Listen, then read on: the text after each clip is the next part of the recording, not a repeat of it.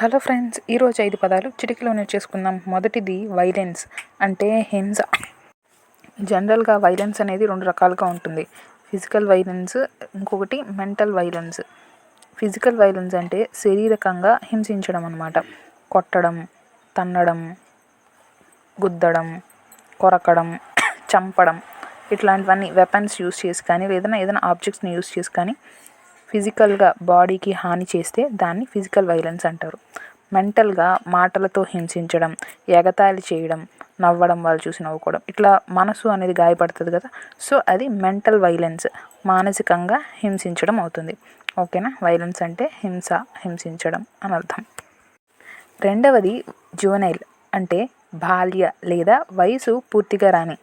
Juvenile justice act ప్రకారం ఎవరికైతే 18 సంవత్సరాలు నిండవో ఆ వ్యక్తిని జువెనైల్ అని అంటారు. ఓకేనా? 18 సంవత్సరాలు నిండని వ్యక్తిని జువెనైల్ అంటారు. అందరితో పాటు ఇతను నేరం చేస్తే మామూలుగా కోర్టుకు వెళ్ళి శిక్ష అనేది జరగదనమాట.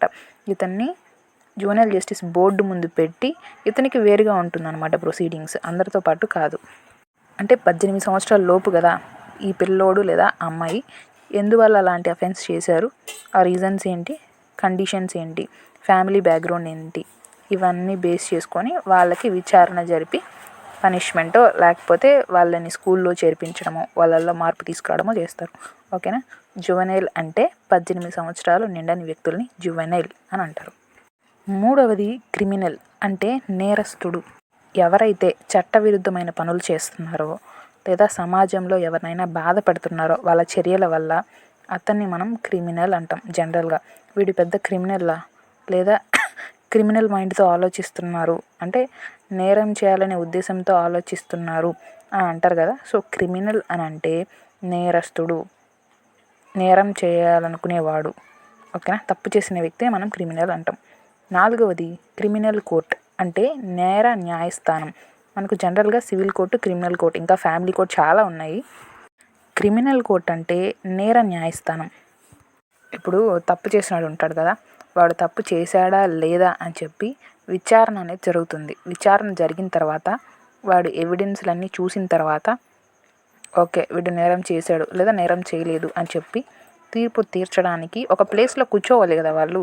సో ఆ ప్లేస్ ఎక్కడైతే ఆ విచారణ అనేది జరుగుతుందో, ఆ నిందితుడిని శిక్షించడం జరుగుతుందో ఆ ప్లేస్ని మనం కోర్ట్ అని అంటాం. ఏ కోర్టు? Criminal court. ఎందుకంటే ఇది క్రిమినల్కి సంబంధించి వివాదాలను పరిష్కరిస్తుంది కాబట్టి క్రిమినల్ కోర్టు. ఐదవది సివిల్ కోర్ట్ అంటే సివిల్ కోర్టే అంటారు. ఏంటి సివిల్ కోర్ట్ అంటే ఆస్తికి సంబంధించి కానీ, అంటే వైలెన్స్ ఏమీ లేకుండా ఆస్తి గొడవలు, ఫ్యామిలీ డిస్ప్యూట్స్ కానీ, లేదా ఇంటలెక్చువల్ ప్రాపర్టీకి సంబంధించి కానీ, కాంట్రాక్ట్స్కి సంబంధించి కానీ, ఇలా ఏమైనా ఉంటే అవి సివిల్ లాస్ అవుతాయి. అంటే సివిల్ కోర్టులో జైలుకి పంపించే సందర్భాలు తక్కువ ఉంటాయన్నమాట. ఎక్కువగా మనీ కాంపెన్సేషన్తో కానీ లేదా ఆ ప్రాపర్టీని వాళ్ళకి ఇచ్చేయడంలో కానీ ఈ పరిష్కారం అనేది జరుగుతుంది సివిల్ కోర్టులో. క్రిమినల్ కోర్టులో అతన్ని పనిష్ చేయడం, మనీ కూడా ఇప్పిస్తారు కానీ ఫైన్ రూపంలో, కానీ పనిష్మెంట్ అనేది ఉంటుంది, జైలుకి పంపించడం ఉంటుంది క్రిమినల్ కోర్టులో.